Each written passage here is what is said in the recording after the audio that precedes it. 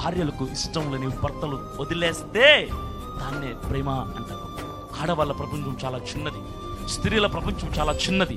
ఎందుకంటున్నానంటే వారి జీవితాల్లో ఎన్నో సాక్రిఫైసెస్ చేస్తేనే మన జీవితంలోకి భాగస్వామిగా వచ్చారు. భార్య మనకుంది అంటే పని వాళ్ళు వచ్చారని కాదు సార్, పని చేయడానికి, బట్టలు ఉతకడానికి, వంట చేసుకోవడానికి కాదు. భార్య ఉన్నది, అవన్నీ చేసి పెడతారులేండి ఎలాగో. కానీ భార్య మన జీవితాలు రావడానికి ఎన్నో సాక్రిఫైసెస్, ఎన్నో త్యాగాలు చేస్తే కానీ భార్య రాలా మన జీవితంలోకి. ఎలాగొచ్చింది?